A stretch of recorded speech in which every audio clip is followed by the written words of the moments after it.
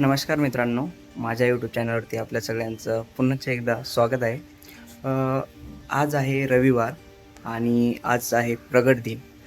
त्यामुळे आज मी तुम्हाला घेऊन चाललेलो आहे पुण्यातील अगदी 25 ते 26 किलोमीटर अंतरावर असलेल्या श्री संत गजानन महाराज मंदिर येथे.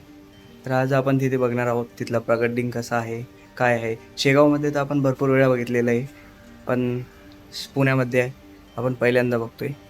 तर चला मग भेटूया.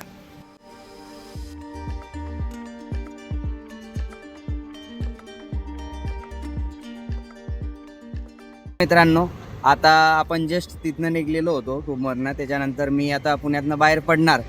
तर संचेती हॉस्पिटलच्या जवळ आल्याच्या नंतर मला एवढा भारी व्ह्यू भेटला आहे. इथे एकदम खास सनराईज झालेला आहे. मी व्हिडिओ तो ॲड केलेला आहे व्हिडिओमध्ये, तुम्ही बघू शकता. हे बघा, पूर्ण हायवे आणि सनराईज झालेला आहे. व्ह्यू एकदम भारी आहे. व्हिडिओ शेवटपर्यंत बघत राहा. तुम्हाला आज मी पूर्ण प्रगट दिन दाखवणार आहे, कसा साजरा होतो आळंदी येथील मंदिरामध्ये. तर त्यामुळे पूर्ण बघत राहा.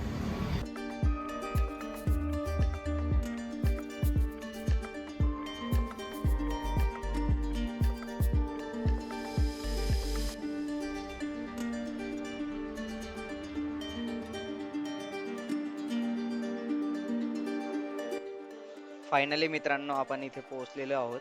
आता आपण इथनं आतमध्ये जाणार. हे मेन गेट आहे मंदिराचं. इथं आल्याच्या नंतर एकदम जी फिलिंग आपल्याला शेगावमध्ये येते तशीच वाईब इथे येते.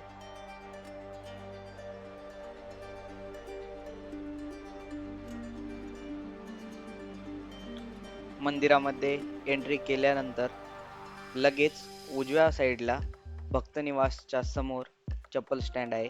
तेथे आपण आपली चप्पल काढून घेऊ आणि नंतर आतमध्ये जाऊ. आज प्रगट दिन असल्यामुळे तुम्ही बघू शकता सर्व सेवेकऱ्यांची गडबड चाललेली आहे.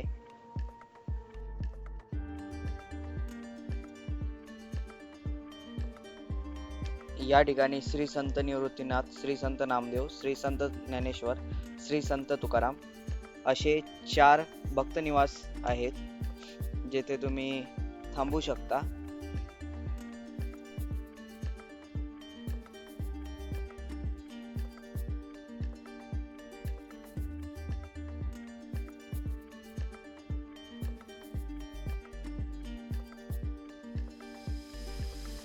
तुम्ही बघू शकता मित्रांनो, अतिशय सुंदर असं बांधकाम मंदिराचं केलेलं आहे या ठिकाणी. आणि पूर्ण मंदिर सुद्धा सजवण्यात आलेलं आहे, प्रगट दिन आहे त्यामुळे.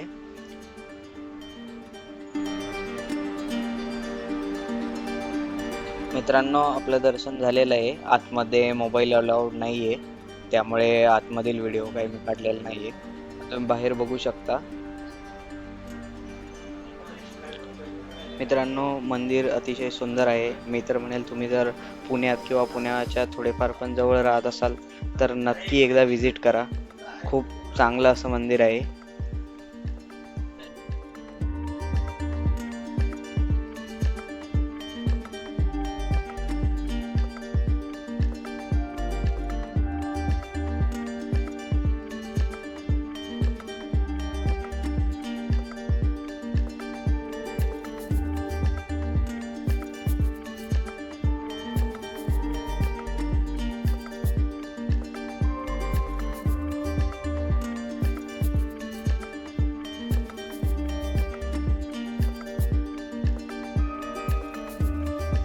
आता आपण चाललेलो आहोत महाप्रसादालयाकडे.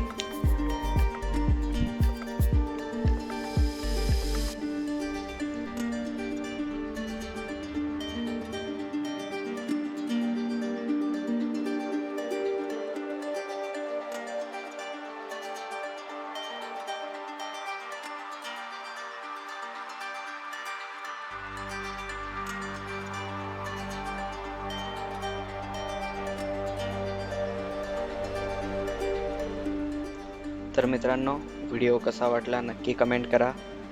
आणि व्हिडिओ आवडला असेल तर लाईक, शेअर अँड सबस्क्राईब जरूर करा. भेटूया पुढच्या नवीन ब्लॉगमध्ये.